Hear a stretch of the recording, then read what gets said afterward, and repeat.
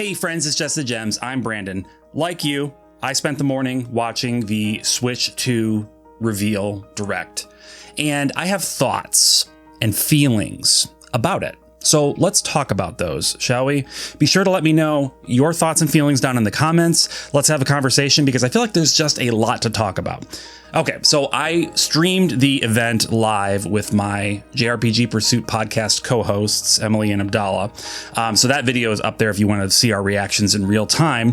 I'll link that in the description. But yeah, I have a lot of feelings. So I have always been excited about new consoles, like since the Super Nintendo came out, right? I had a Nintendo and I loved it, and I knew the new thing was coming out, and I sold all my games like a chump at a garage sale, and I made enough money to buy the Super Nintendo with, I think, 2 games, Zelda and Home Alone for some reason. Anyway, and it was just such a fun experience to get that console right at the beginning and just have it.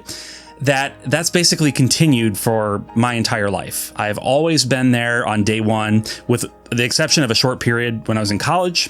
Less money, less time. But since then, and before then, it's been day one for me. So I was assuming that I would be there day one for the Switch 2. Now, whether or not I am going to be, let's get to it. I'm primarily a JRPG person, as you probably know if you've watched my channel before. So as a JRPG person, how does the Switch 2 look to me right now? Well, we got a few game announcements, one of which was brand new. Well, it's a remaster, but it's brand new. We hadn't had this revealed yet, and that's Bravely Default Flying Fairy Remastered. I am so excited that they're finally doing this. I have been begging and pleading for this game to be re-released on a modern console, save it from the 3DS, because I just don't want to play on the 3DS. For one thing, I don't like the handhelds. And for another thing, they're just hard to come by, and people need to play this game. It's a very, very, very good game, and I am so excited that Square Enix is finally bringing it back for new people to play, and for people like me who want to revisit it, but have been holding off because they assumed/hoped that it would be coming out on a modern console. We waited. Now we get to reap the benefits of having waited. So very excited to play that. Final Fantasy VII Remake Intergrade coming to the Switch 2. Very cool. Very excited to see how well that plays. I'm sure it'll play great. It runs great on the PS4, so I don't see there being any issues with it there. Being able to play it handheld would be pretty cool as well, without any kind of degrading in quality. So that's great, especially for people that are Nintendo only console people and have not played the Final Fantasy VII Remake Trilogy. I'm assuming that we will eventually get Rebirth and then the third game as well. So that's great. I love it. Deltarune chapters 1 through 4. That's pretty cool. I'm not as enthusiastic about it just because I don't know how long Deltarune is going to be. I feel like I played chapter 1, I don't know, 6 years ago. It's been a long time. Like this, it's taken a long time for this game to come out, and it's been coming out in these bits and pieces. And if chapter 4 is the end, like if it's done, great. Then I'm excited about that, and I will sit down and play the whole game start to finish. But if it's chapter 4 of 7 or something, then it's like, well, I've got 15 years before the last chapter comes out. I'm less excited about that, but we'll see. And then, of course, Raito Remastered, which was already announced last week at the Switch Direct, but also coming to the Switch 2, presumably with some improvements. I don't know, wasn't clear on that, but always happy to see more Atlas games coming out, especially the PS2 era. There are so many great Shin Megami Tensei games that are trapped on the PS2. We did get SMT3 on modern consoles, Switch and PS4. And now we get Raito. Very cool. You won't have to spend $250 on the Raito game on PS2 if you want to play this game. Here's the thing, though, and I think that covers it. I think I went over all the JRPGs announced for the Switch 2. It just doesn't compare to the wealth of amazingness that we got in the original Switch reveal. I don't know if you remember this. I think it was 2015, 2016? It was an evening show. I remember sitting down and watching this in the evening and just being blown away by all of the amazing stuff that we saw. We saw a new 3D Mario. We saw more about Zelda Breath of the Wild. You know, as far as JRPGs go, we saw frickin' Xenoblade Chronicles 2, right? That was just dropped in there. And we saw Octopath Traveler, like the beginning of the HD 2D revolution. We just had dropped into this reveal trailer. And SMT5, that one took a long time to actually come out, but like we were seeing SMT5 for the first time during that. To compare it to what we saw today, we saw a couple of remasters, a port of a popular game, and Deltarune, which again is already, it's just a port, it's already available on other things, right? So it's harder to get excited for me when I don't see the evidence of what's coming down the pipe. If they wanted to show some games that were coming in 2026, you know, some big releases, if they're that Final Fantasy IX remake ever happens and that's not coming out till next year, seeing a teaser trailer just to be like, don't worry, this really, really good stuff is coming. That would go a long way for me, and I think it would for a lot of you too. Now, so on the JRPG side, things are a little light. I'm less than thrilled about that. Despite being excited and happy for Bravely Default, I'm very happy that that's coming. That's honestly the bright point in the presentation for me. I'm so glad that's happening.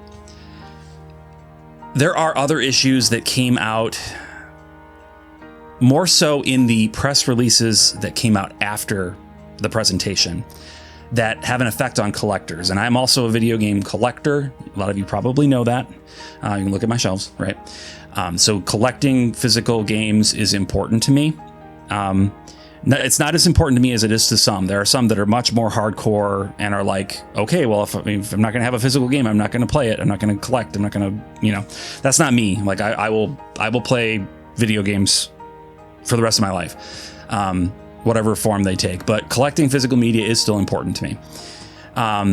So the issues around collecting are numerous. They're like as numerous or more so than the games I was excited about, which is troubling. So first and foremost, we have the increase in price, not from $60 to $70, which I expected, right? $70 is the new standard Sony set, Microsoft set. Okay, fine, I get it. No, not from $60 to $70, from $60 to $90. 90 American dollars for a physical. Now, this is not necessarily going to be every game. I think Donkey Kong Bonanza that they also announced, I believe that's 70. But Mario Kart World is coming in hot at $90 in the US, probably more so in other regions. That's a 50% increase in price, guys. Like, that is bonkers, okay? And there's a reason they're doing it, and we'll get into it. Also, they announced that some of the games that you purchase physically will have the cartridge, right? They'll come with the cartridge, but the cartridge won't contain the game. The cartridge will just contain a key that will show that you have a license to play the game, and the game will download, and you will have a digital copy of the game that requires you to put a physical cart into the system. Game key cards.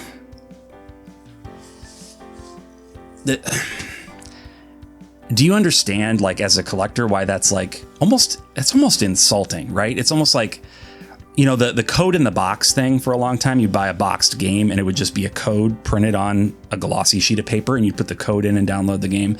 That felt ugly and not great. But this is, I feel like, an order of magnitude worse because it's almost deceptive. It's almost like openly deceptive because they're still putting a cartridge in there.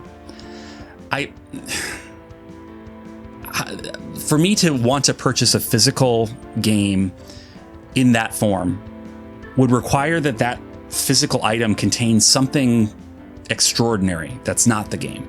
Some kind of cool physical edition.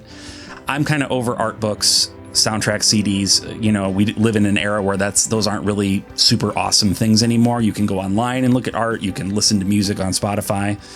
So there would have to be something else. I don't know what that is, but I would need something else to make me be okay with spending money on a physical object that is not actually what it appears to be. It doesn't actually have the game that I'm buying. Okay. Also, the boxes. They've shown what the boxes for the Switch games look like. I don't know, and taste is subjective and not everybody's going to feel this way, but I think they're kind of ugly. Like, they're not appealing. The big bold red strip at the top isn't working for me. Here's the thing. I think that all of these things are very obvious tactics that Nintendo is doing, is pioneering. Nintendo is pioneering this as a way to convince as many people as possible that it is time to switch to digital only. Okay? By making, one of the most anticipated games on the console cost more money physically than it costs digitally. That's step one. Step two, put it in an ugly box that you're not even going to want to have on your shelf, right? So this is all, in my mind, an effort to convert us to digital only players. I get why that's good for them. I get it. It makes a ton of sense. Save on manufacturing. It's just easier. You don't have to discount as much. People are going to be paying full price for that game, probably most of the time for the entirety of its existence, right? Not that digital sales don't happen, but like there's not as much of a motivating factor to have a digital sale as like a store trying to liquidate inventory, things like that. Okay. So, and then, this doesn't apply to Mario Kart World, but the game key card, the cartridge that doesn't have the game on it, that there again is another thing. It's like, well, here, you can have your physical if you want, but the game's not there. You're not actually getting a physical. You're just getting some plastic that is going to be put into a dump someday. It's nothing. It has no actual value. I don't know what to do about that. Like, I'm not going to not play video games. I've already said this. I'm not so principled that I'm like, well, in that case, I'm not picking up a Switch 2 and I'm never playing another video game again. No, I don't care. Like, I'm a gamer first and foremost, like beyond anything else. That's my hobby. My hobby is, I collect as part of my hobby, but my main hobby is playing these games. I love these games. So I'm going to keep doing it. So I can't really help, like if you are one of those people that has that principle where it's like, well, if the game isn't physical or it's not on the cartridge, I'm not going to buy it. Then I think that's more power to you. And I hope that it's effective in changing hearts and minds. But I can't do that, or I'm not going to do that. I guess I could do it, but I'm not going to. I am too much of a lover of this medium to give it up because of something like that. I still watch movies, even though everything is just streaming now, right? Like, still watch TV shows, even though I haven't had cable in decades, right?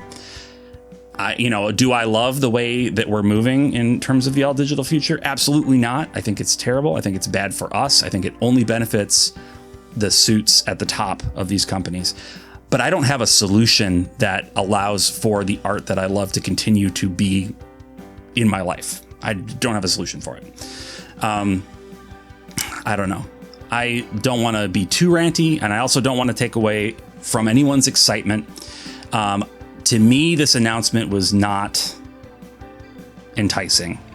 I'm going to be picking up the Switch 2 probably at launch, just because, like, I do this now. Like, I do YouTube, I do content. I kind of need to stay current just because it's part of what I do now. But I'm not excited about it. And that's really a bummer for me because I've always been excited every time there's been a new console launch. And I think typically that's because there's at least one game that's coming out at launch that I'm super excited about. Whether it was Breath of the Wild for Switch or Twilight Princess for the Wii. I just have almost always had that game that I'm like, okay, even if I get this system and this game and nothing new comes out for 3 months, I'm still excited to have this new system and have this game that I'm excited to try on it. I don't feel that with this announcement. The things that I'm excited about are coming later.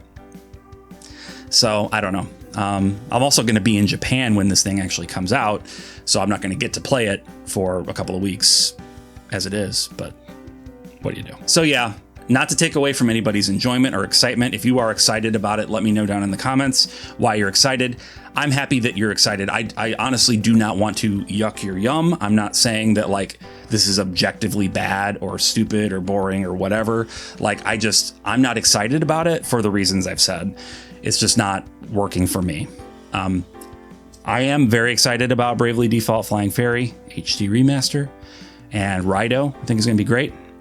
I think it's cool that we're going to get Final Fantasy VII Remake Intergrade on the Switch 2. I have it, and a couple times, actually. Multiple times I bought it, and I've played it multiple times. So that's not as exciting for me, but I think for a lot of people that haven't played it, it will be a great opportunity to play it and really get involved, get absorbed by this Final Fantasy VII lore that I love so much.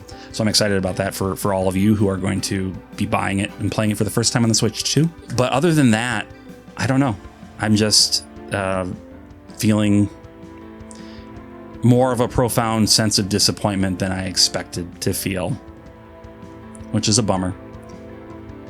So I guess we should end on that note? End on the bummer? I don't know. Sorry, guys. If you haven't already, I would ask that you consider checking out my podcast, the JRPG Pursuit, that I host with Emily, or Willology, here on YouTube, and Abdallah, who is Dalla Games, here on YouTube.